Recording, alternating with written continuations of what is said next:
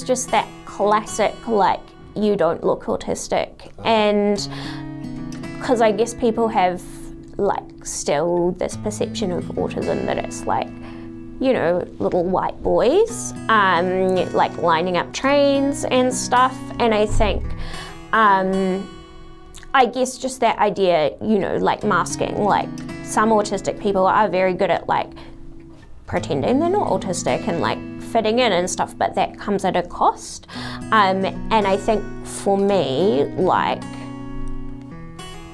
I think the more you get to know me, the more autistic I probably do look. But yeah, so I guess it's just that misconception about like the variety of what a spectrum actually is, and that everyone is individual, and what you've seen in the media isn't necessarily an accurate portrayal of what autism looks like. It was just that having that label meant that the school was more willing to make those changes. Like we were asking for the same things probably as we'd been asking for before we got the diagnosis. But when you've got the label, then they're like, oh, okay, yes, we can do that. Whereas, or we can't do exactly that, but we can try this. Whereas before then, I've read my diagnosis report, or like the letter that the pediatrician wrote to the school, and there's a sentence in there about, you know, in my professional judgment, I don't believe Rachel is primarily manipulative. Like, so I guess there was maybe this perception, yeah, I was a bit shocked when I read that as well. I guess there was maybe this perception at the school that I was just misbehaving, or that I was manipulating my parents, or that I was being naughty for the purpose of being naughty, or that I just needed better discipline or whatever. And so I think having a doctor say no, like, I mean, I don't know why anyone would ever think any child is just manipulative. Like, of course no one would do that. Like, kids aren't evil little creatures. Like, if the behaviour is telling you something about what they need, but apparently, if that word is in the diagnosis report, then there was that perception. So I think just the label helped to get like the changes in the environment that I needed to do well. Yeah, and then I think you know, as I've got older, and obviously I've still like continued to struggle with anxiety and also depression, but it's been helpful to have that label to be able to understand what works for mental health in autistic people as opposed to in neurotypical people, because it does come back to that thing of like, you know, maybe cognitive behavioural therapy doesn't work as well. Like, I think there's some research that shows that it's not as effective in autistic people as it is in neurotypical people, and like that's always been my experience. Sorry, I might have just bumped the microphone. That's always been my experience, that people have been like, you know, in CBT it's like, well, let's reframe those thoughts, like that bad thing's not going to happen. And I'm like, I know that it's not going to happen. Like, I know that the thought is not reasonable. I still feel anxious, so this is not helping. And I also remember I was like, oh my gosh, I can't wait to tell everyone because then no one can be mean to me anymore. And Mum was like, no, you're at school with 11-year-old girls. Like, they probably will still be a bit mean to you, so maybe just don't. So we didn't end up telling any of my classmates. I didn't really have anyone close enough that I was close enough to that I would want to tell that. But it was good to get some books, although then again, there was kind of that thing where it was 2006, so all the books were about boys. Like, I had this book called Freaks, Geeks and Asperger's Syndrome by Luke Jackson, which was published in 2002, and he was 13 when he wrote it, and he's from England. So it was like, well, this should be a really cool book because it's like written by someone who's about the same age as you, but because he was like a 13-year-old boy in England and I was a 12-year-old girl in New Zealand, like, I couldn't really see myself in it. And so even after we got that diagnosis, like, I spent a lot of time like reading over diagnostic criteria and reading books and still being like, I don't see myself in here. And so it took most of my teenage years to like come to feel comfortable that it was a label that I could actually use, and particularly it was once there started coming out books that were written by women about their experiences of being autistic, that I was like, oh wait, that's me. Like I remember, so a book that came out in 2015 called Sisterhood of the Spectrum by Jennifer Cook O'Toole. So that was like when I was like, oh my gosh, like this is me in a book. And obviously that was like 9 years after I got the diagnosis. So my mum said that, like the teacher said that in one of my parent-teacher interviews. She was like, yeah, my only concern is that she's still very into imaginative play. And my mum was like, why is that a problem? Like she can always entertain herself. So I guess I still had a lot of interests that that just meant that I didn't have a lot in common with girls that were the same age as me. And I think also because my sister is 2 years younger than me, so I did rely on her quite a lot for like social support. I mean, so I went to 3 primary schools because I started primary school. We were living in Adelaide in Australia, so I started primary school there. Sorry, you were born here? Or? I was born in New Zealand, and then my dad's a doctor, and as part of his like specialist training, we went to Adelaide for him to finish that off. So I started school there, and I just ended up in a classroom that was like perfect classroom. Like the teacher gave us all an individual spot on the mat to sit in. Like we sat in like perfectly straight lines on the mat. Like it was just very like routine and regulated, and it worked quite well. And also the way the school system worked there, you started, like they had a cohort of people start at the start of a term. So I turned 5 towards the end of term 1, so I started at the beginning of term 2. So I started with like a whole group of friends that I'd known at kindy and stuff. So I think things were okay then. And then we moved to New Zealand, and my first primary school here, it had like mixed classes. So like I was originally in a year 3-4 class when I was in year 3, and then I was in a year 3-4 class when I was in year 4. And that was the best year because I was then able to make friends with a lot of the year 3s, whereas when I'd been in the year the same age as you? Yeah, so I was like, when I was in year 4, all my friends were in year 3. So they were a year younger than me, but they were in the same class, so it was fine. So it was just that kind of thing of finding it easier to relate to kids that were a bit younger. And then when I was in year 5, I moved into a year 4-5 class, but I didn't have any of my friends in it. And so then again, that was really hard. And then we moved to my school that I did year 6 and then all the way through till year 13. And at that school, the classes were just 1 year level, so just year 6. But my sister was there and she's 2 years younger than me. So she made friends and then I just tagged along. Which is a good thing, right? Yeah. But I mean, it was good for me. I'm not sure it was probably a bit hard for her sometimes. Like I had this thing since I was about 9 called my round, where every night I had to go around. I had to like check the computer is off, I had to check the heater is off, I had to check the back door is locked, I had to check all the light switches are off,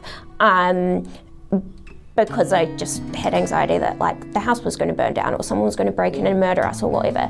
But then it became into this whole like ritual of like, then I have to flick the light switch on 3 times and look at the moon and touch the window, and I had like 35 or something stuffed animals that I would count into my bed with me each night in a specific order. Like there were groups. It was like there's a group of 5 and they go in this order, and then there's a group of 2 and then there's a group of 1 and then there's a group of 13. So it just I guess just as I grew up, it became like there was the relating to people younger than you thing, but then there was also like a lot of anxiety and a lot of routines and rituals to cope with that anxiety.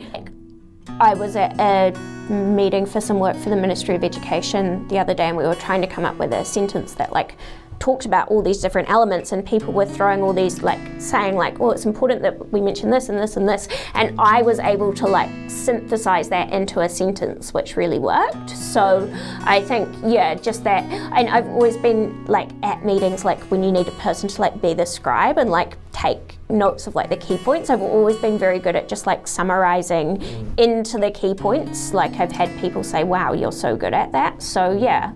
Because I think I kind of knew that you were supposed to play with your Barbies, but what I wanted to do was tidy the Barbie house. So I was like, well, we're playing with them by doing like Barbie house cleanup.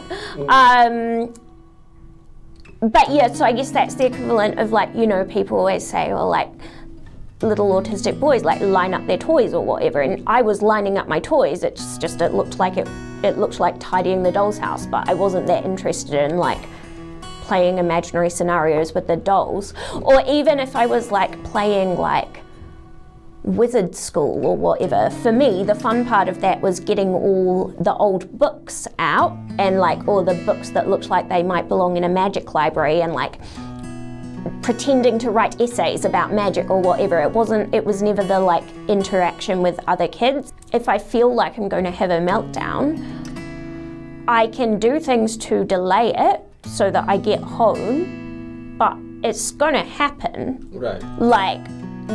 Like for me, you cannot stop a meltdown from happening. Like you can, you know, I know that like I can let, you know, if I jog around the netball court 10 times or whatever, I'll be okay for a while, but it's gonna happen when I get home.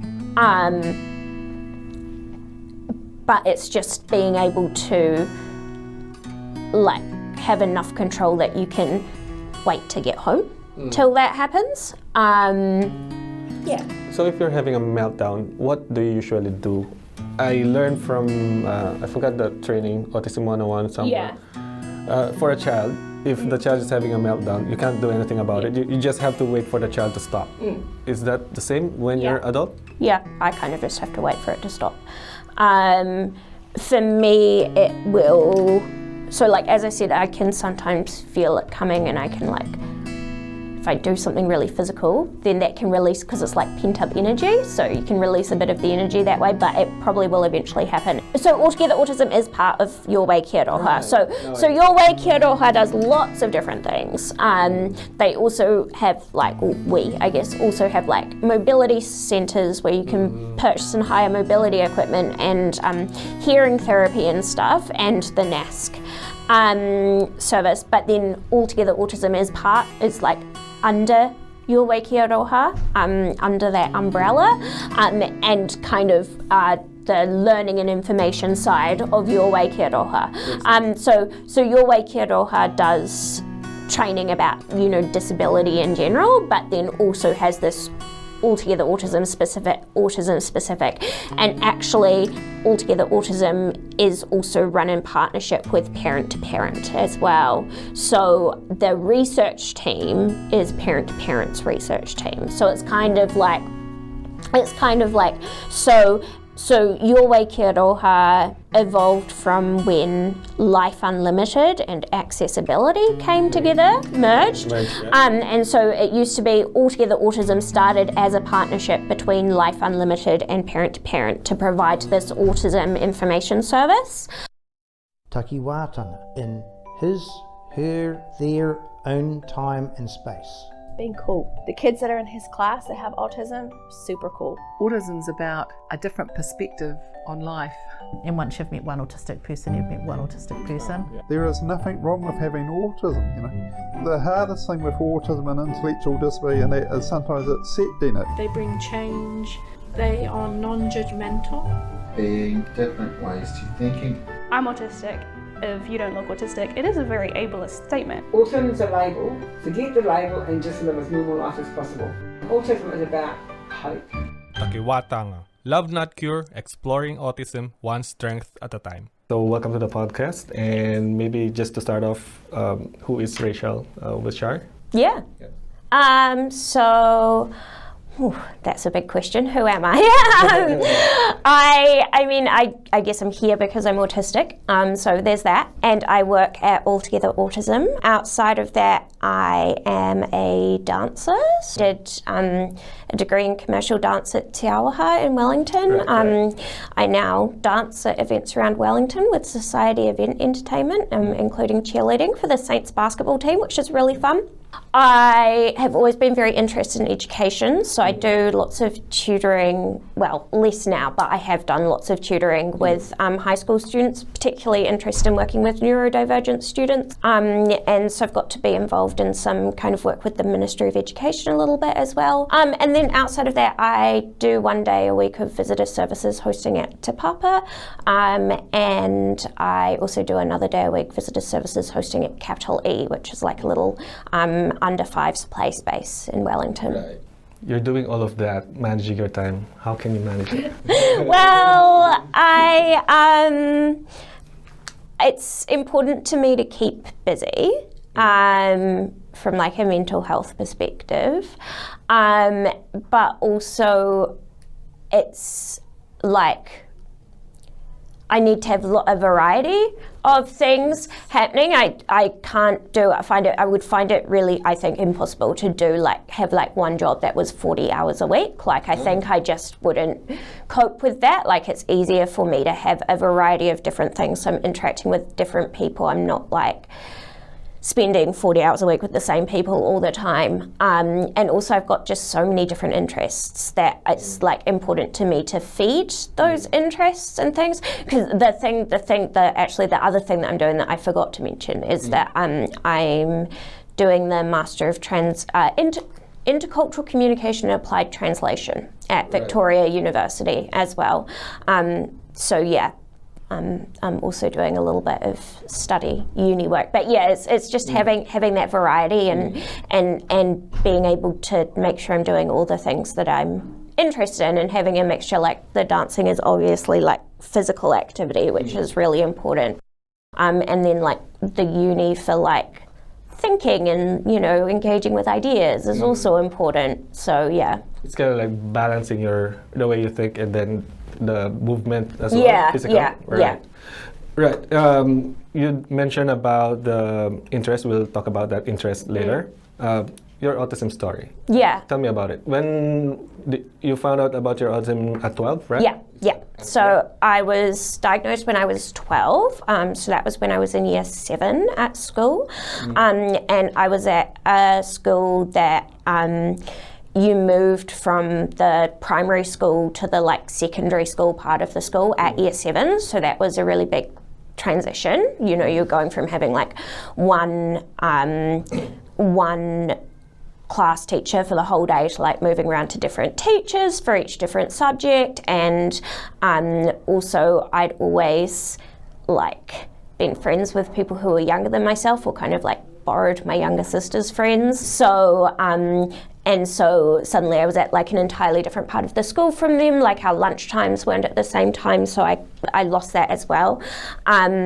So it was awful. It was like meltdowns every morning. Like I used to like take all my clothes off in the car, and my parents would have to drag me into school kicking and screaming. And so I think at that point they, I'm very lucky in that both my parents work in the health system, so they knew what to ask for and how to ask for it. So I think we actually got seen quite quickly and like went specifically for an autism diagnosis, rather than just being like, these are the problems she has. Like I think my parents had kind of figured it out and were just like, can we get the paperwork so that the school will listen to what she needs. That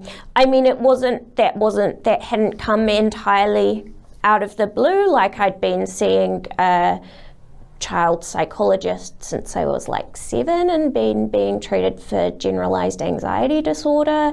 But obviously this was back, so it was 2006 when I was diagnosed. So like it was still like, girls don't have autism, like she's just quirky, or she just has an anxiety disorder or whatever. So, and I think even the pediatrician who did my diagnosis was like, she doesn't fully meet the criteria, but we know that it's like looks different in girls, so I'm happy to use like my clinical judgment to say yes, this is the diagnosis that fits. But yeah, like I'd already, like even before we got the diagnosis, like we knew I did better with kids that were younger than me. I had actually repeated year 6, so I did 2 years in year 6, even though we didn't have the diagnosis at that point. My parents were just like, she does better with kids that are younger than her, like she's not ready to go to year 7, the next level yet, let's just like keep her. And because of when my birthday is, I was at the youngest end of my original year group anyway, so even though I repeated year 6, I was actually only 2 weeks older than the next oldest person in my year group, so it wasn't that big of a jump. And so I think like there'd definitely been some flexibility and some accommodations from the school, and like I'd had a lot of problems at school in the past, but until then we had managed either by just asking for something specific or I mean, we had to move schools at one point to get what I needed, but it got in year 7, it was just like it reached the point where actually I think the school just saw me as naughty or misbehaving, and they needed a diagnosis. My parents needed a diagnosis to get the support that they needed. So that's kind of, yeah, that's how it happened from my end. And I think for me, like I remember sitting in the diagnostic appointment and the pediatrician going, so Rachel, do you know what Asperger's syndrome is? And I was like, oh, is that kind of autism? So I kind of knew what it was. And I think for me, it came completely out of the blue, but my parents had been like thinking about it for a while and had probably just like left some reading material around because they knew that anything that they left, I would pick up and read. So they didn't specifically say, hey, we think this might be you, read this, but I had an awareness. So, so that's how it happened. And I mean, it was a massive relief at first, because I'd been like, I read everything. So I used to sneak like my parents' parenting books and like read them and because I knew I didn't fit in, right? And I was like and I knew I did better than younger children. So I was like, what, like, why is this? Like, I was trying to find myself in those books. And so I remember being very excited that there were books about me that I could read. And I also remember, I was like, oh my gosh, I can't wait to tell everyone because then no one can be mean to me anymore. And Mum was like, no, you're at school with 11-year-old girls. Like, they probably will still be a bit mean to you, so maybe just don't. So we didn't end up telling any of my classmates. I didn't really have anyone close enough that I was close enough to that I would want to tell that. But it was good to get some books, although then again, there was kind of that thing where it was 2006, so all the books were about boys. Like I had this book called Freaks, Geeks and Asperger's Syndrome by Luke Jackson, which was published in 2002, and he was 13 when he wrote it, and he's from England. So it was like, well, this should be a really cool book because it's like written by someone who's about the same age as you, but because he was like a 13-year-old boy in England and I was a 12-year-old girl in New Zealand, like I couldn't really see myself in it. And so even after we got that diagnosis, like I spent a lot of time like reading over diagnostic criteria and reading books and still being like, I don't see myself in here. And so it took most of my teenage years to like come to feel comfortable that it was a label that I could actually use. And particularly it was once there started coming out books that were written by women about their experiences of being autistic, that I was like, oh wait, that's me. Like I remember, so a book that came out in 2015 called Sisterhood of the Spectrum by Jennifer Cook O'Toole. So that was like when I was like, oh my gosh, like this is me in a book. And obviously that was like 9 years after I got the diagnosis. So yeah. Tell me about the time before the diagnosis. What are you feeling? How are you feeling that time? Left your parents to push to bring you to the doctor for the diagnosis. So tell me the time before that. How were you feeling? And I mean, like, so it definitely was this thing of very much knowing that I did not fit in with my same age peers. When you say you did not fit in, what do you mean? I just was not interested in the same things. I didn't get, like, I still wanted to play imaginary games. I wanted to play olden days or like magic school or whatever, and they were getting into like reading magazines or not so much of that imaginative play anymore. In fact, my mum said that, like, the teacher said that in one of my parent-teacher interviews. She was like, yeah, my only concern is that she's still very into imaginative play. And my mum was like, why is that a problem? Like, she can always entertain herself. So I guess I still had a lot of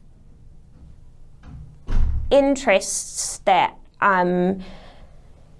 that just meant that I didn't have a lot in common with girls that were the same age as me. And I think also because my sister is 2 years younger than me, so I did rely on her quite a lot for like social support. I mean, so I went to 3 primary schools because I started primary school. We were living in Adelaide in Australia, so I started primary school there. Sorry, you were born here? Or I was born in New Zealand, and then my dad's a doctor, and as part of his like specialist training, we went to Adelaide for him to finish that off.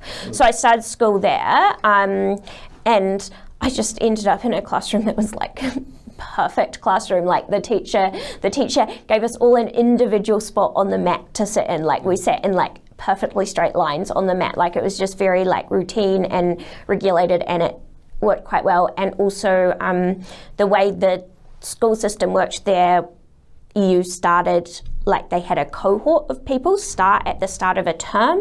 So I turned 5 towards the end of term 1, so I started at the beginning of term 2. So I started with like a whole group of friends that I'd known at kindy and stuff. So I think things were okay then.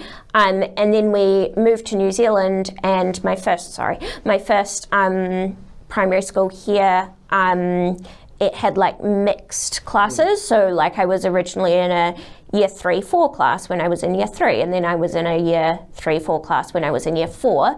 And that was the best year because I was then able to make friends with a lot of the year 3s, whereas when I'd been in the year...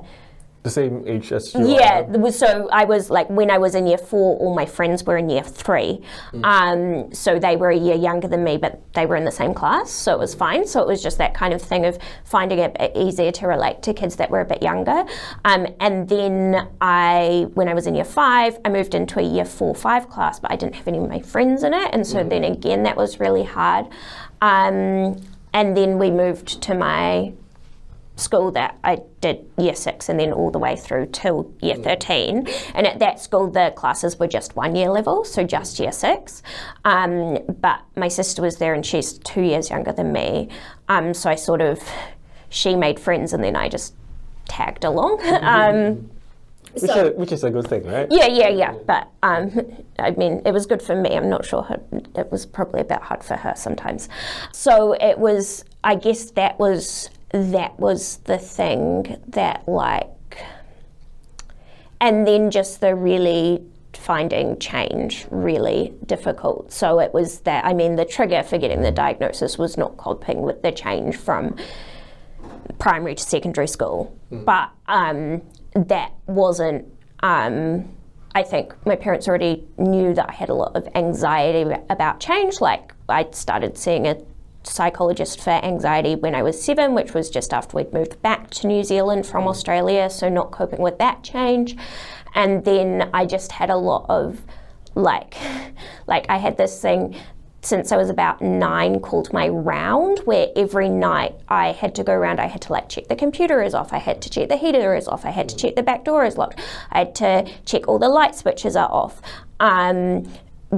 Because I just had anxiety that like the house was going to burn down or someone was going to break in and murder us or whatever. But then it became into this whole like ritual of like, then I have to flick the light switch on 3 times and look at the moon and touch the window. And I had like 35 or something stuffed animals that I would count into my bed with me each night in a specific order. Like there were groups. It was like, there's a group of 5 and they go in this order, and then there's a group of 2, and then there's a group of 1, and then there's a group of 13.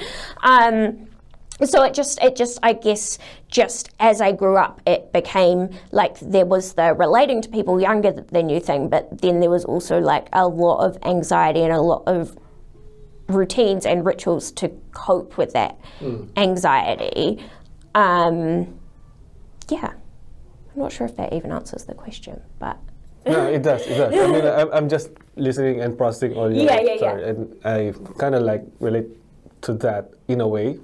I mean, though my son is just 6 for now, at the moment, but some of the things that he's doing is kind of like the same pattern, like doing the same thing, like on off, on off, or sometimes playing the same key. He's got this keyboard now, and he's playing this key like same key, ding ding ding ding. All right. So I kind of like relate. I'm trying to relate it to my experience as well. Like, okay, so it's not odd, but it's like. It's not the typical thing that I will be doing, right? So, and it's, I mean, it was even just things like I used to love when we'd go to like a family friend's house and they'd have a doll's house. I'd love like arranging the doll's house furniture. So I really wanted a doll's house for Christmas, but then I got it and I never played with it because all I enjoyed doing was arranging the furniture, and if I didn't play with it, the furniture didn't get messed up, so there was no need to, so I like arranged the furniture once and then that was it, which, or like I had a Barbie house, and that one did get a bit messy because it lived in the bottom of my wardrobe, and so I used to really enjoy tidying that, and then I remember like one day my mum came in and was like, oh, Rachel, what are you doing? I was like, I'm playing Barbie cleanup show. So I was pretending it was like 20 years before Marie Kondo came along, I was doing like a reality series where the Barbies were cleaning up their house because I think I kind of knew that you were supposed to play with your Barbies, but what I wanted to do was tidy the Barbie house. So I was like, well, we're playing with them by doing like Barbie house cleanup. But yeah, so I guess that's the equivalent of like, you know, people always say, well, like little autistic boys like line up their toys or whatever, and I was lining up my toys. It's just it looked like tidying the doll's house, but I wasn't that interested in like playing imaginary scenarios with the dolls, or even if I was like playing like wizard school or whatever. For me, the fun part of that was getting all the old books out and like all the books that looked like they might belong in a magic library and like pretending to write essays about magic or whatever. It was never the like interaction with other kids. It was the like getting the books and organizing the books and like drawing up a timetable for your day at wizard school or whatever. So like it was imaginary play, but it was different to what like my sister and her friends were doing, or like even, you know, sometimes when we play olden days with my sister, we'd do it where I'd be like, right, I'm going away to study in a different city, and then the game would just be us writing letters. Like I'd just be downstairs writing a letter like, today I saw a horse or whatever. And then my sister and her friend would be like upstairs like actually playing with each other, but that was what I enjoyed doing. Like, so it was just like there was imaginary play, but it was definitely different. During the time you were diagnosed, how's the family, like your mom, what strategies do you remember that she has done, or maybe your sibling when she found out that you're autistic? How many siblings do you have? I just have the one younger sister. She's 2 years younger than me. We were kind of in basically a crisis point, like, because I was having a meltdown every morning before school, and so that was obviously very traumatic for my sister. It was very hard for my parents. It was very hard for me because I felt really guilty about it. Like I would get to school and then spend the whole day worrying like, oh my God, what if like Dad dies today? And the last thing I said to him was that I hate him, but I couldn't control it. So like it was awful for everyone. And you know, like my mum says she, you know, there was one day where like my sister lost a tooth and the tooth fairy forgot to come for 3 days, and when the tooth fairy finally remembered to come, she found a note from my sister saying, please make my sister happy to be in year 7. So it was like it was really hard for the whole family. And I think, I mean, it was, so they did we initially saw a private psychiatrist who was like, I'm not sure, I don't know the details, but I got put on some medication, which I don't think that had any impact at all.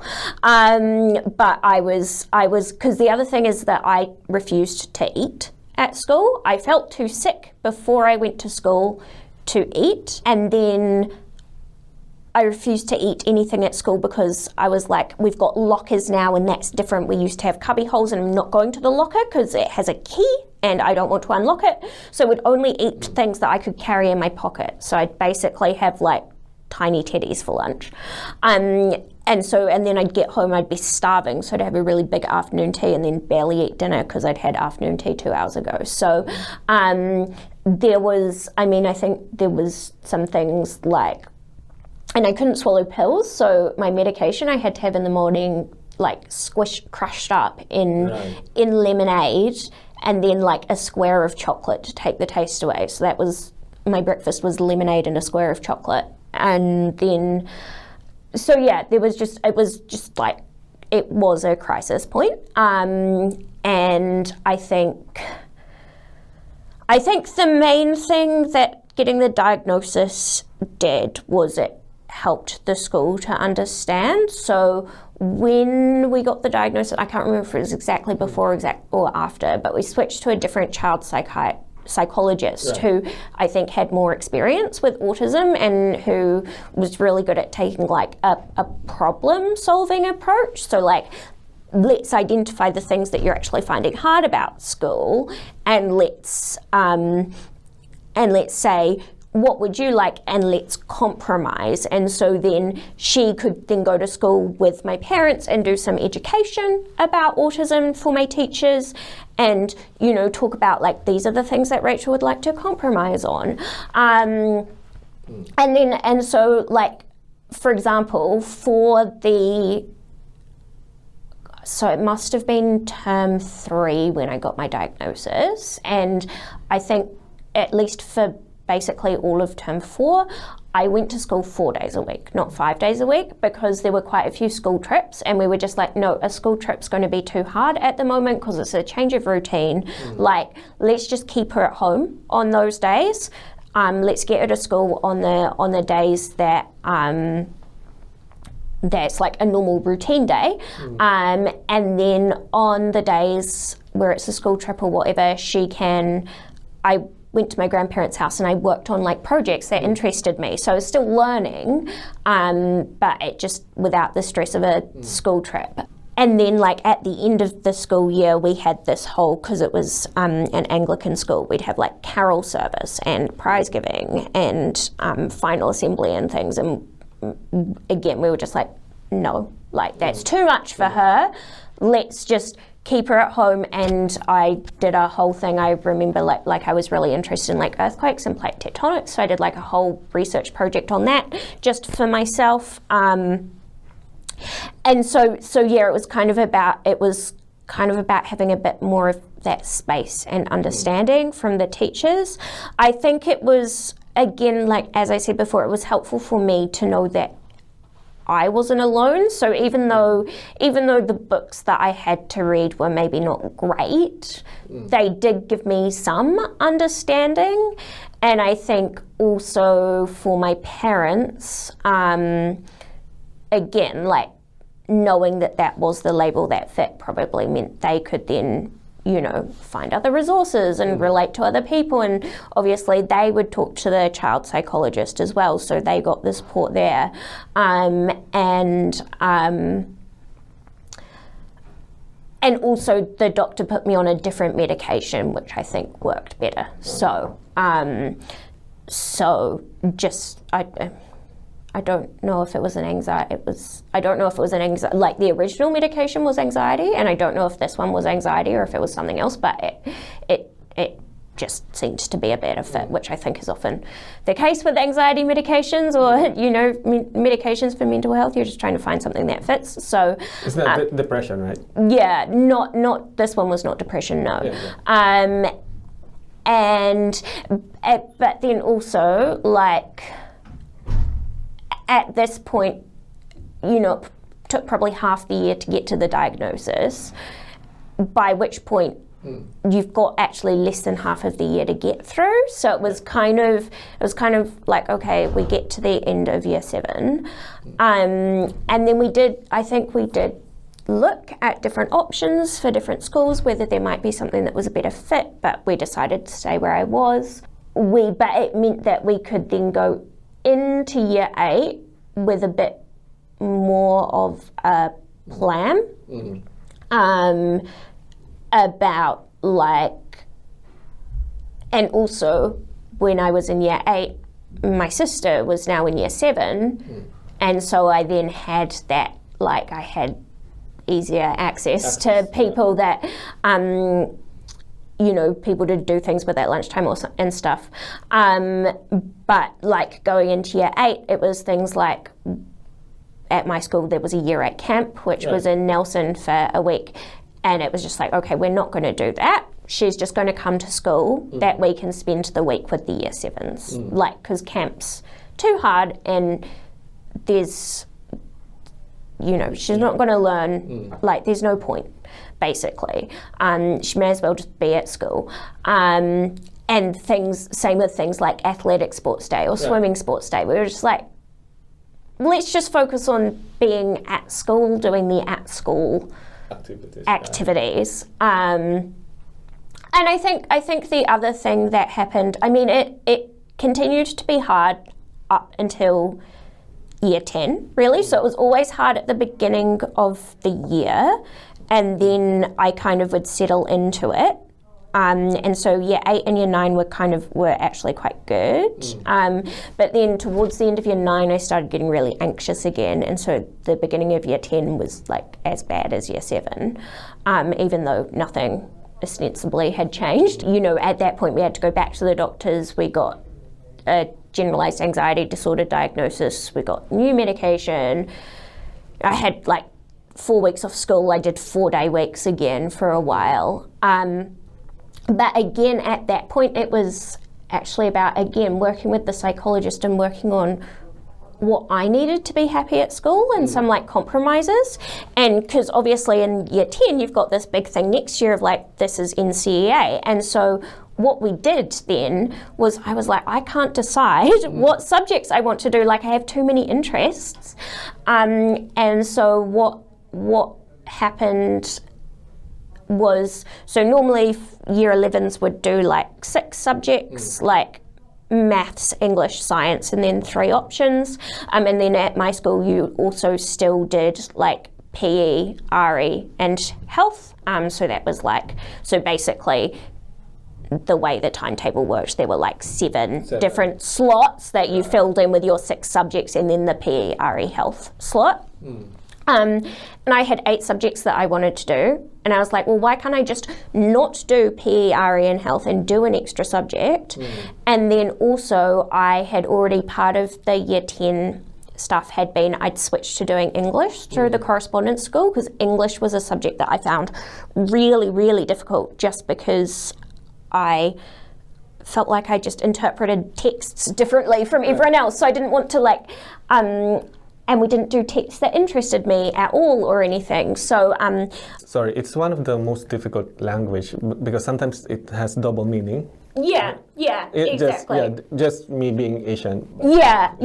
And English is all about like, what did the author intend here, or like, what is the meaning of this text, which I'm actually very interested in now, but I just wasn't ready for it then. And I think also because the social environment of if everyone else is reading this thing into this text and you're like, oh, I actually read this thing, then it can be quite hard. So I was doing that through the correspondence school, which was really good because it meant like in year 10 I got to read The Hobbit as my book, which I was much more interested in than the book we'd been going to read in class.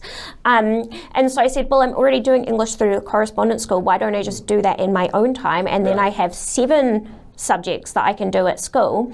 And the way to make, they were like, well, that's not going to work. And I was like, give me the timetable planning. And I was like, this is how it will work. I'll do year 12 French instead of year 11 French. And they were like, are you sure? And I was like, I've got 100% on every single one of my French exams this year. So they were like, okay, we can try it, I guess.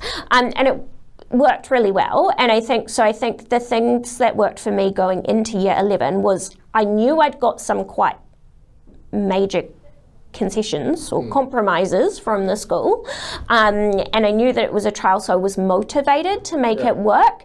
And so because I had those things, I was more able to put in the effort to tolerate some of the things that I found hard. Also, I was now doing all subjects that interested me.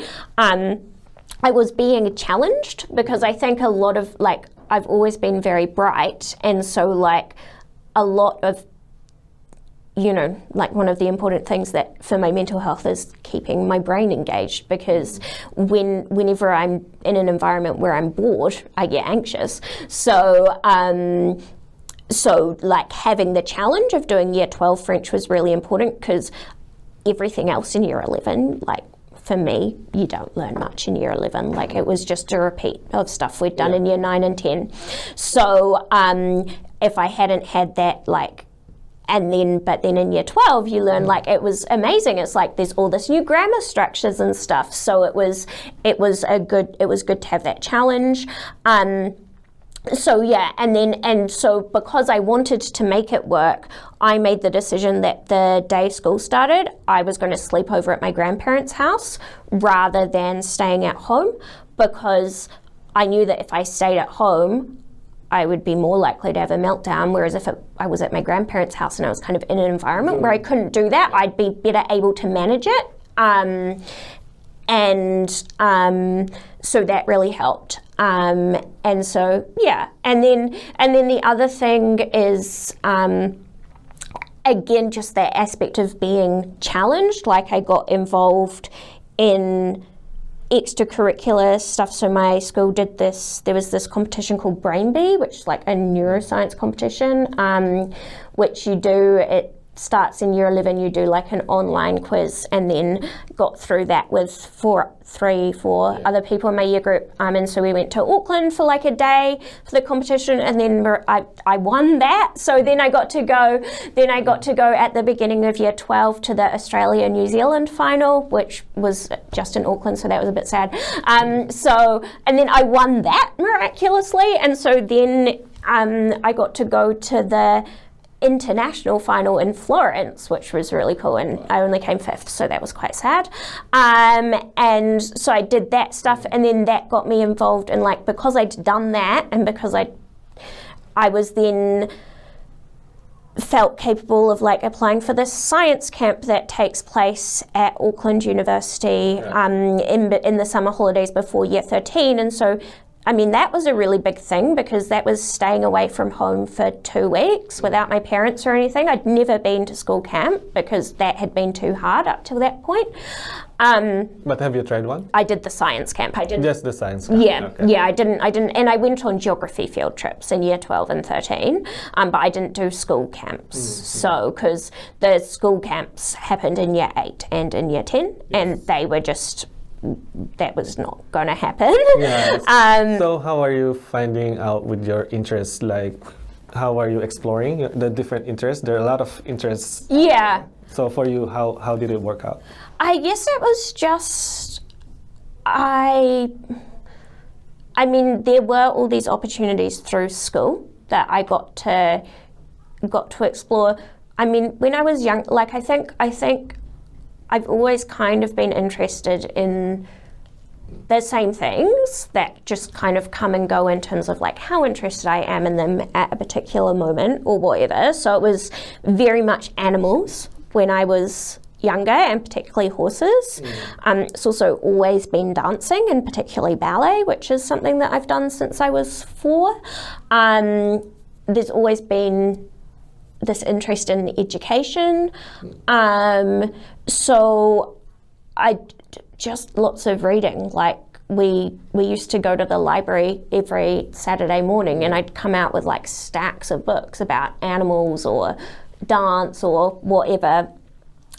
My mum had originally trained as a teacher, so I read some of her teacher resource, but I was always a very good reader, and reading well above my age level.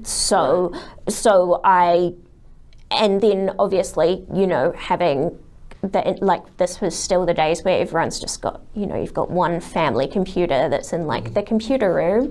And then you're sharing. And you're sharing, and it's dial-up internet, so you can't be on the internet all the time, but definitely, reading websites about, like there was this website that I loved about tigers or whatever. So yeah, lots of reading. So it just hits you like, oh, I think I like tigers now. Yeah, I guess I don't know that I ever know why I'm just interested. Yeah, but it is like it has kind of always been probably those main three things: animals, dance, and education. And then I guess once I got the autism diagnosis, like I threw myself into researching and reading about that. But so you were exposed before that, right? Yeah, a little bit. Like I was aware of what the word was by like osmosis. Yeah, and then the other one was like natural disasters and like earthquakes and stuff. And I think partly it's like just the things I was interested in, and history also. Partly it's just the books that I had. So like I loved playing olden days, and like I was interested in history because like one of the books that I had when I was really little was Little House on the Prairie. So like I loved that book, so I was interested in that. Or I guess I was interested in animals because I knew I liked spending time with animals. Like we had cats. So not when we were living in Australia. We had various neighbours' cats that would come to visit. But before we went to Australia, so when I was very little, we had a cat. And when we moved back to New Zealand, we got cats. And I always said that my cat was my best friend, and I was convinced that I was going to marry my cat when I grew up and stuff. So I guess that's where, and then I wanted more and more pets. So we had a bit of a menagerie. Like we had, at one point there were 3 cats, 2 guinea pigs, a rabbit, 2 fish, and a dog. So, obviously your parents exposed you. Yeah. And but also like I was very interested in, I took care of the rabbit. Like I fed them every morning. I helped clean the cages. Like when we got my puppy Holly, like I went to puppy training with my mum. And then, I guess as I got older, one of the first things that I did in terms of like becoming more independent was taking her for walks around the block on my own and things. So, yeah. So again, I guess my parents exposed me to them, but also like I was then very motivated to keep looking after them. Right. And do you think with that diagnosis, it helped you a lot with your mental state, with trying to understand why you're feeling like this? Yeah. I think definitely, I definitely remember that the first feeling that I had when the doctor said, "Do you know what this is?" was relief. Like it was a relief to know that there was because I knew that I was different. I knew that I didn't fit in. I knew that I was really struggling. And I'd known that for a long time. Like, I feel like for me, I was okay in Australia, so in my first 2 years at school, but that was partly because I, had started school with this cohort that I'd known at kindy and it was like quite consistent. But ever since we'd come back to New Zealand, I'd knowing that I struggled at school, so it was relief. And so then I think it also helped because then the child psychologist could work with me on like problem solving and stuff. So I wasn't just anxious for no reason, I was anxious because of something that was happening at school or whatever. And so we could reduce that anxiety by solving the problem at school. So I think that definitely helped. And it was just that having that label meant that the school was more willing to make those changes. Like we were asking for the same things probably as we'd been asking for before we got the diagnosis. But when you've got the label, then they're like, oh, okay, yes, we can do that. Whereas, or we can't do exactly that, but we can try this. Whereas before then, I've read my diagnosis report or like the letter that the pediatrician wrote to the school, and there's a sentence in there about, you know, in my professional judgment, I don't believe Rachael is primarily manipulative. So I guess there was maybe this perception. Yeah, I was a bit shocked when I read that as well. I guess there was maybe this perception at the school that I was just misbehaving, or that I was manipulating my parents, or that I was being naughty for the purpose of being naughty, or that I just needed better discipline or whatever. And so I think having a doctor say no, I mean, I don't know why anyone would ever think any child is just manipulative. Like, of course no one would do that. Like, kids aren't evil little creatures. Like, if the behaviour is telling you something about what they need, but apparently, if that word is in the diagnosis report, then there was that perception. So I think just the label helped to get like the changes in the environment that I needed to do well. And then I think you know, as I've got older, and obviously I've still like continued to struggle with anxiety and also depression, but it's been helpful to have that label to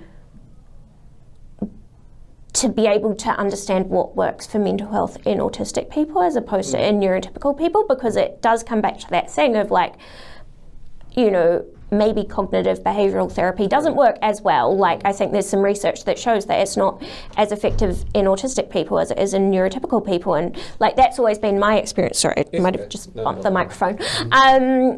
That's always been my experience, that people have been like, you know, in CBT it's like, well, let's reframe those thoughts, like that bad thing's not going to happen. And I'm like, I know that it's not going to happen. Like, I know that the thought is not reasonable. I still feel anxious, so this is not helping.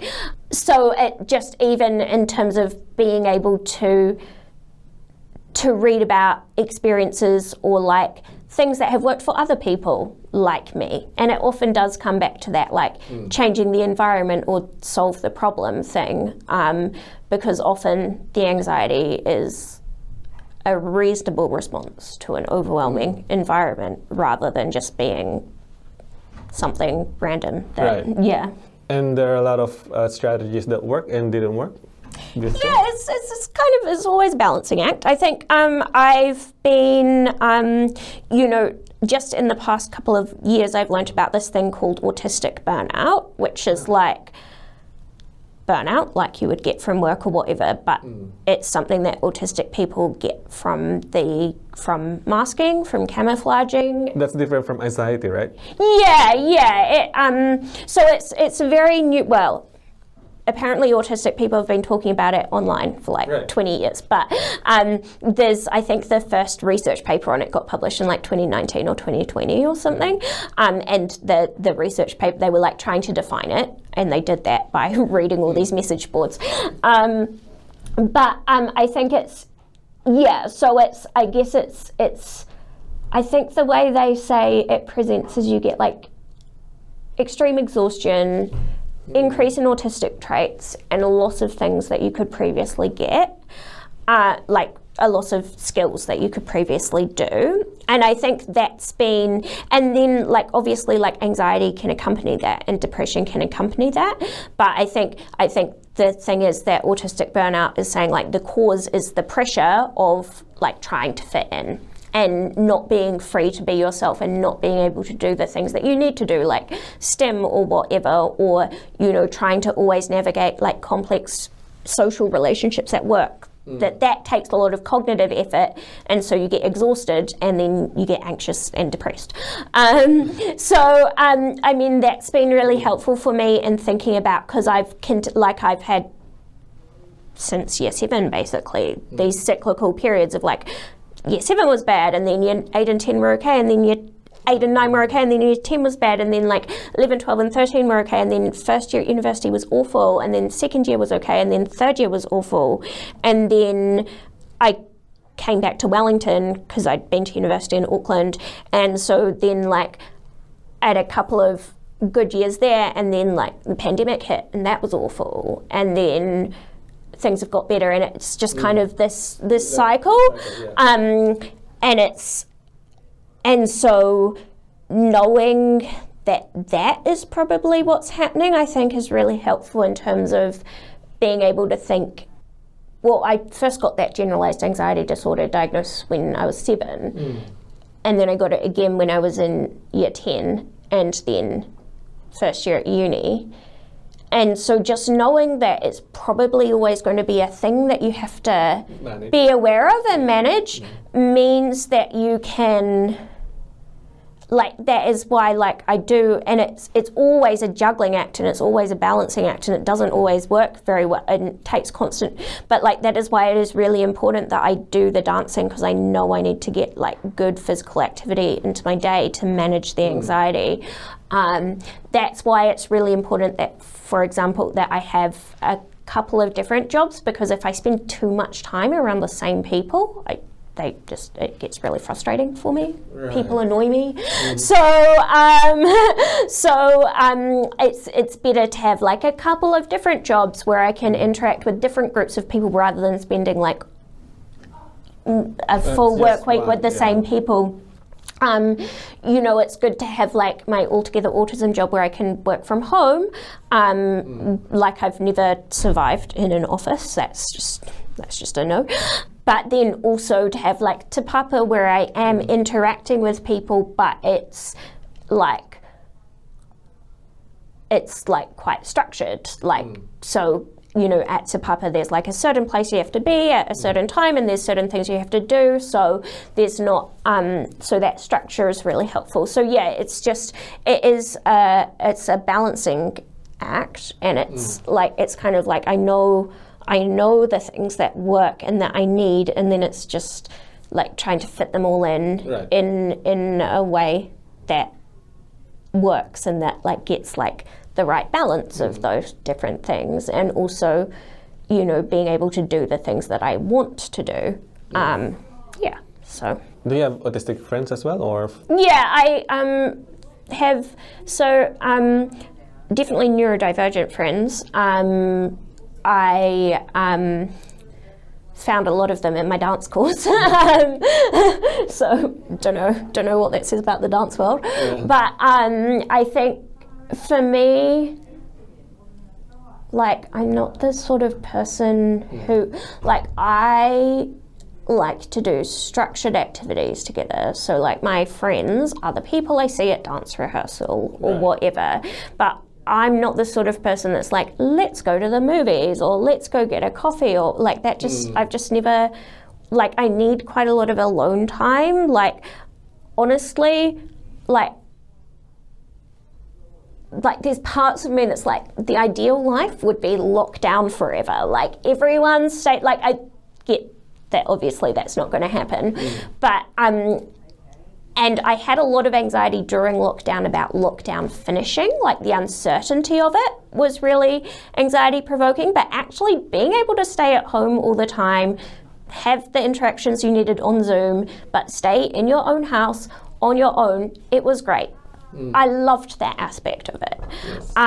So I always say kind of like I guess I'm trying to,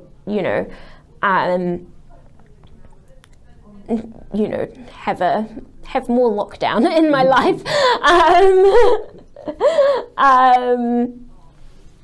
Or like because I now live about an hour out of the city, like I do have to come in some days, but I'm trying to have like 2 or 3 days a week where I just stay at home and don't do anything. Like that's really important as well. So yeah. Yeah.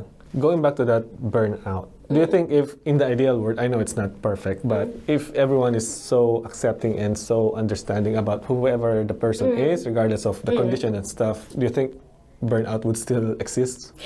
Well, I guess in theory, no, because it's meant to be caused by the pressure of like masking and trying to fit in. I guess it would depend like how much of that acceptance comes with like actual accommodations and things like, you know, not having to work full time and stuff, because it's the pressure of fitting in, but also like managing all the other stuff. And if everyone's perfectly accepting, but you still have to hold down a full-time job and have like the executive function skills to do that and like manage your home life and stuff, then it probably would still be overwhelming. So I guess it's not necessarily acceptance of people being like, we accept you, but acceptance in terms of like structuring society in a way that means people can do activities or participate in society or live their life in a way that works for them, and that might not mean, that might, you know, not everyone can work full time, and so that means like having the support in place for people that can't work full time, or, you know, someone might not be able to work at all, but maybe they can have a really good contribution as a volunteer, but then like obviously you need to still be able to afford to feed yourself and your family and pay your rent and stuff. So yeah, I think it's not just acceptance, it's actually what does an accepting like society look like? Right. And then going back to your interest, dance course, talk to me about it. Yeah, so I got interested in it. So I'd done 3 years at university. I basically, like, I was dux of my school, like I had scholarships to university, like that was the only place I was going when I finished school. Someone invited you to a dance maybe? So I'd been at university and I had, you know, I'd got nearly to the end of a conjoint degree and just stopped because it was too hard being at university. I had a scholarship for 3 years and the conjoint degree would have taken 4 years, and I got to the end of the third year and was like, I'm not doing this anymore. Like they're not paying me to be here anymore. So there's nothing keeping me in Auckland. And so I came home and I got back involved with like my dance school and dancing in Auckland had been like the thing that I had needed to keep doing to stay healthy. And when I came back to Wellington, I got back involved with dancing. And so I guess that just kind of underscored for me how important it was in my life. Like I knew when I was at school that I really enjoyed dance and that was really important to me, but I think I thought that I could just kind of keep doing it as like a hobby. But kind of being at university, and I saw how much I needed it. And so that was when I started doing some research and found this course in Wellington. I was like, well, that might be a good idea, because then like if I get to just dance all day for 3 years. And also if I've got some qualifications in dance, then that, you know, means it can continue to be a part of my life as more than just a hobby. So that was why I auditioned for that course and got in. And it was really good. Like it was, I actually think that I wouldn't have been ready for it right out of school. Like any sort of performance qualification like that, it requires a lot of like you have to put a lot of yourself into it, more so than maybe an academic qualification does. So I think, you know, I think I was definitely, again, older than everyone else on the course, but it was the right place for me at the right time. And I learned and grew so much as a person, and I like had friends. And even just that thing of like seeing the same person every day, people every day, and so you make friends with them because you're seeing them every day, whereas like at university, could go days without talking to anyone because you're not in like classes where you're talking to the same people every day. Like you might see people once a week in a tutorial for an hour, but you don't really know people. And again, I think also just because it's like a polytech, not a university, they were a bit more flexible than the like smaller class sizes. You know your teachers. They were a bit more able to adapt things for me when I needed them changed a bit. So, yeah. Have you experienced dancing on stage, or Yep. how was it? I mean, like anxiety. I've never had stage fright. You know, people think, like, I even remember, like, when I was at university, I was doing a German course and we had to do a group work project, and so I had to get disability services involved and be like, actually, group work, not great for her. And they were like, oh, but you talk fine in class. And it's like, no, that's not, like, communication challenges, but like in the group, not like talking in class, like it's a different thing. But I think, yeah, I've just never had stage fright. I mean, it is like you're playing a character, like you're being so no. And I mean, I guess because I've danced since I was 4, like in dance schools, you do a show at the end of the year or whatever, so you get lots of exposure to that. It certainly helped. I mean, growing up, I would not wear my glasses on stage because they will reflect the lights. But I couldn't do contact lenses for ages because I could not touch my eyes. And so I just would basically dance on the stage. I couldn't see anything. So I didn't get stage fright because I couldn't see the audience's face. So I couldn't see how they were reacting. So that probably helped. You didn't get bumped into... Yeah, well, I could see like well enough not to bump into anyone, but I couldn't. I'm reasonably, like, I definitely, everything was a blur. But because you've rehearsed and you know where things are, at least it's fine. But then when I got kind of started doing this full-time dance course, that's when I really had to work on getting contacts, and it took like 2 years. But so I think the only time I've really felt stage fright was so our final project at my dance course, you do this thing called a body of work, which is like a 15-minute performance that you've choreographed, and I did it about being autistic. And so because that was very personal, it wasn't so much stage fright, it was anxiety about putting like something about yourself on stage. So that was hard, and I think even though I did have contact lenses, I think I chose to do it, to perform it without my contact lenses, because that was just easier. But apart from that, like when I'm dancing, you know, when we dance at the basketball, there's like, you know, thousands of people in the audience or whatever, and I'm obviously wearing my contact lenses for that because I want to be able to watch what's happening in the game, and that's fine. Like, it's fun. You know, it is like putting a character on or being a different person. Like the stuff I do now, you know, dancing at events or dancing at the basketball, like people will come up to you and like want to talk to you, but again, it's like you're playing that character of like the basketball cheerleader or whatever. So you're interacting with the people as that person, and then you go home and you're yourself, and that's like a different thing. But it does it give you burnouts, like during the time? I mean, definitely when I get home from the games, like I have to do quite a lot to unwind. But like I'll always like, I mean, partly just because you've got like lots of hairspray and makeup and stuff on, so it takes a while to get that all off. But I always like have like something that I'm going to watch, and I have I make myself hot chocolate and stuff. I think that the thing about is that normally when you're dancing, like things are often happening in the evening or whatever, so you can just go home and go straight to bed.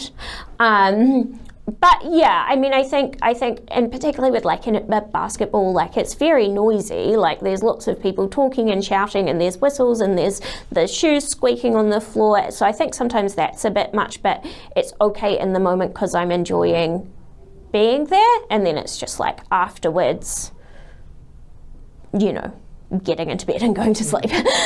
I guess it's always just that classic, like, you don't look autistic. And because I guess people have like still this perception of autism that it's like, you know, little white boys, like lining up trains and stuff. And I think, I guess just that idea, you know, like masking, like some autistic people are very good at like pretending they're not autistic and like fitting in and stuff, but that comes at a cost. And I think for me, like, I think the more you get to know me, the more autistic I probably do look. But So I guess it's just that misconception about like the variety of what a spectrum actually is, and that everyone is individual, and what you've seen in the media isn't necessarily an accurate portrayal of what autism looks like in reality, and that people might, you know, be able to not stim for a while in public, but like they might look, and I think that was the thing at school. Once I got to school in year 7 or in year 10 or whatever, I was normally fine at school, and so the teachers would be like, but she's fine at school, but then massive meltdowns at home, and that's very common. Right. I think is that, you know, and I think maybe particularly in girls, that you'll look okay at school, you'll look fine at school, and I think that's also partly because, you know, other girls maybe take you a bit under their wings sometimes. They like, you know, like I definitely had girls at school who would like push me gently into the right place to stand, or like be like, no, don't do that right now, like help me get along. Because they're aware, right? Yeah. Because they're like they didn't know, like they were just being friendly and helpful. They didn't know that I was autistic or anything. And so I think it's that thing of like, you can look fine at school and at home it'd be very different, because all that anxiety and like energy that's gone into coping that day at school gets released at home, because home is a safe place to do that, whereas school is not a safe place to do that. So yeah, I guess that would be the other big misconception. Wow. Now I understand. Home is a safe place, school's not, so hold it off. Yeah, exactly. Okay. And maybe not even consciously, like that's probably like a, you know, that's a subconscious. Like it's not like I was going to school and thinking, right, when I get home, I can release all this pent up anxiety. Like it just happens because you're kind of aware enough that, you're like, I guess kind of like a survival instinct, like you're able to manage it at school, but that is, I mean, I guess it's like, even like now, like as an adult, like if I feel like I'm going to have a meltdown, I can do things to delay it so that I get home, but it's going to happen. Right. Like for me, you cannot stop a meltdown from happening. Like you can, you know, I know that like I can let, you know, if I jog around the netball court 10 times or whatever, I'll be okay for a while, but it's going to happen when I get home. But it's just being able to like have enough control that you can wait to get home till that happens. So if you're having a meltdown, what do you usually do? I learned from, I forgot the training, Autism 101 somewhere.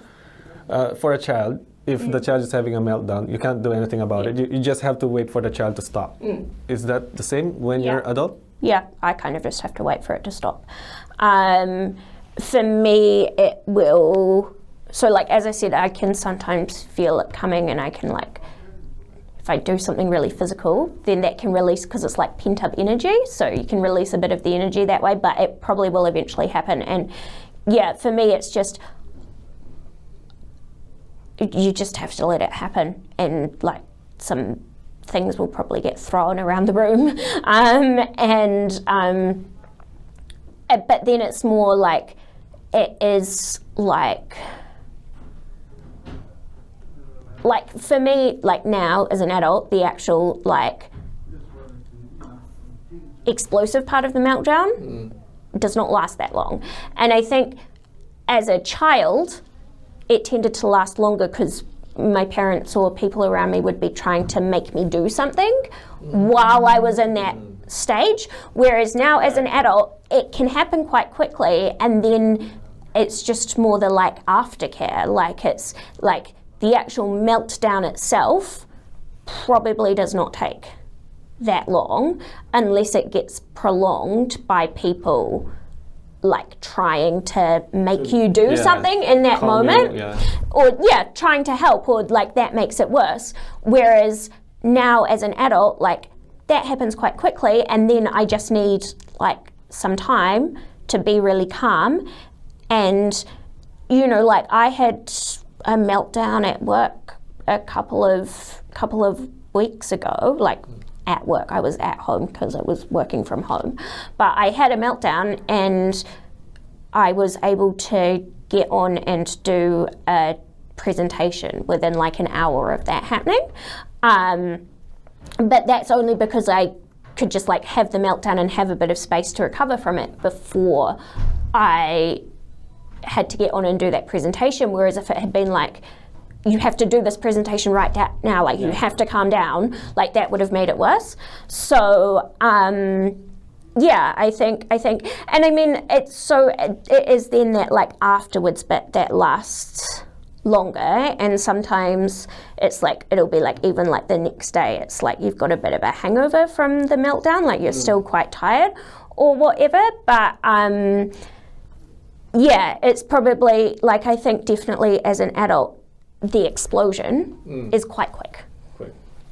And unless someone tries to force you to do something in that moment, then it will be over quite quickly. Right, now I understand. Okay, but meltdown.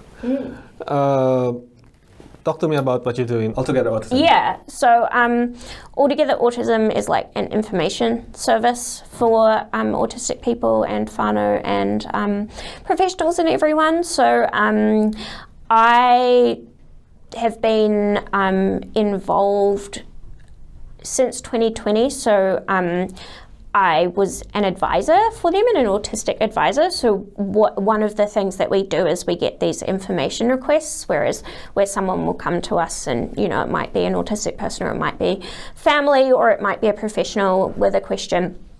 And when those are complex, they go to our research team, and then they look at like the published research, but they also go out to the advisory group, which is like autistic people, whānau, and professionals. So, and then they like put together like a personalized information pack, which is like, you know, in answer to your question, this is what the published research says, you know, this is what our professionals say in their professional opinion, this is what our autistic and whānau advisors say, like based on their experiences.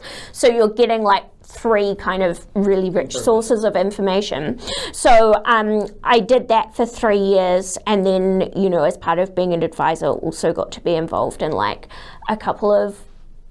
we did a couple of workshops for parents and things, and we wrote these guides for the Tertiary Education Commission, commissioned Altogether Autism to do some research on autistic students' experiences of tertiary education, and then write some guides for teaching staff at tertiary institutes. So I was involved in that, so like got involved in other projects, and then at the beginning of this year a new role opened up, which is mainly as the live chat agent. So one of the ways that people can come to us with requests for information is through the live chat function on the website. So I answer that. And then I just kind of, I guess the rest of it is kind of continuing to do what I was doing before as an advisor anyway, like doing presentations and getting involved in research projects and whatever other things, you know, come up. But yeah, I guess because I'm now like permanent part-time, get to be involved in more presentations. When you say presentation, that's training as well? Yeah. So Altogether Autism has a whole like learning arm, which is like workshops, and that's technically like a separate team to me, but I've been involved in some presentations where it's made sense for me to be the person to do it. Like I recently did some for the Wellington Regional Council, and that made sense just because I'm in Wellington, whereas most of the team is based in Hamilton. So like it made sense for me to be the person that did those presentations. What's the difference of Altogether Autism with Kia Roha? So it's a bit confusing. So Your Way Kia Roha is Your Way. Yeah, so it's the Kia Roha does not mean your way. It's like the full name is Your Way Kia Roha. Right. It's confusing. People get confused. But Your Way Kia Roha is like a kind of pan-disability organisation. So they do lots of different things. They are the Needs Assessment Service Coordination people for a couple of different, so the NASC. Altogether Autism is not part of that? So Altogether Autism is part of Your Way Kia Roha. Right. So Your Way Kia Roha does lots of different things. They also have also have like mobility centres where you can purchase and hire mobility equipment and hearing therapy and stuff, and the NASC service. But then Altogether Autism is like under Your Way Kia Roha, under that umbrella, and kind of the learning and information side of Your Way Kia Roha. So Your Way Kia Roha does training about, disability in general, but then also has this Altogether Autism specific, and actually Altogether Autism is also run in partnership with Parent to Parent as well. So the research team is Parent to Parent's research team. So it's kind of like so Your Way Kia Roha evolved from when Life Unlimited and Accessibility came together, merged. And so it used to be Altogether Autism started as a partnership between Life Unlimited and Parent to Parent to provide this autism information service. And so then when Your Way Kia Roha kind of emerged as the new organisation, like we still sit under that umbrella, but then still work in very close partnership with Parent to Parent. Yeah, and if I will be asking for information about autism, that is open for everyone, right? Everyone. It doesn't need to be, you only need to be an autistic person. No, anyone can come. So yeah, there's the live chat, there's also like a contact form on the website, there's a phone number, so you can get in touch however works easiest.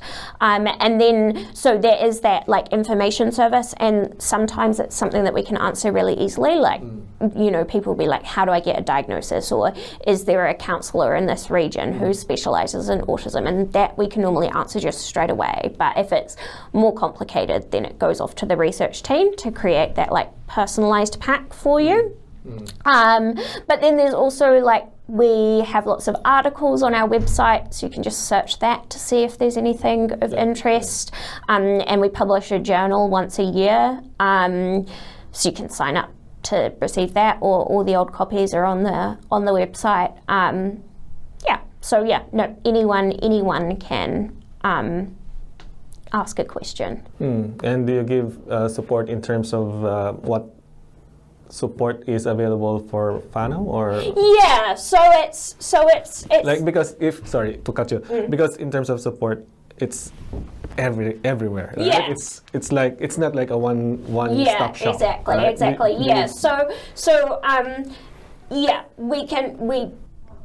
It's an information service about autism and autism in New Zealand. So we do our best to obviously answer any questions that people have, and I think that's why having that advisory group, which includes autistic people and whānau, is really important, because like they're the people on the ground who might, if someone says, I'm in Hamilton and this is what I'm looking for, we might have someone in Hamilton who's like on the ground and can say, this would be really good. So it gives that ability to like tap into people's local knowledge and things.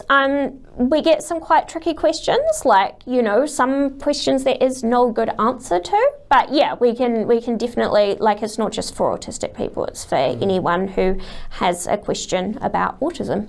Right. Do you have any traits, abilities, or that you think is amazing but others think it's odd? You don't have to answer if you don't have. I'm like, I don't know. Any habit, maybe? Yeah, no, like I've got really good attention to detail, and like I'm great at proofreading, but that's not that odd. I think I guess just like that attention to detail and memory. Like we were at dance rehearsal last week, and I was like, the last time we did this dance last year, like these were what the formations were, and everyone was like, how do you remember that? And I was like, I don't know, I just do. So I think like when I was doing my advanced 2 ballet exam and we had like the music on the CD and I was like, the center, so because in a ballet class you've got like exercises at the bar and exercises at the center. I was like, the center starts on track 14 and just like knew that immediately. So I think, yeah, just that, but I don't know, I feel like I don't maybe know that the things that I do are odd because I don't spend enough time with other people to realize that they're odd. But yeah, I think I've always had that very good memory and always like quite a quirky sense of humor and stuff. So, and just ability to like see relationships between like different things that people might not think are related. Like I was at a meeting for some work for the Ministry of Education the other day and we were trying to come up with a sentence that like talked about all these different elements and people were throwing all these like saying like, well, it's important that we mention this and this and this, and I was able to like synthesize that into a sentence which really worked. So I think, yeah, just that. And I've always been like at meetings like when you need a person to like be the scribe and like take notes of like the key points, I've always been very good at just like summarizing into the key points. Like I've had people say, wow, you're so good at that. So yeah. Okay. So what is autism in the eyes of Rachael? I don't know. It's like I mean, for me, probably autistic is like the main label in terms of how I see myself and how I define myself. Like it's been the word that's helped me to understand the way that I relate to and am in the world.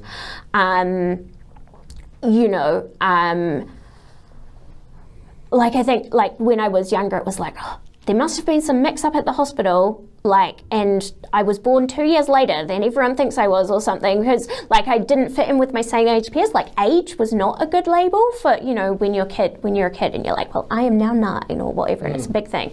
It's never a big thing for me. Like, I stopped celebrating my birthday because I didn't want to grow up. Yeah, so for me, probably autism is, like, the key part of who I am and my identity, and you know, definitely helps me understand the things that I struggle with, but also the things that I'm good at. Yeah. Okay, amazing. Any final message?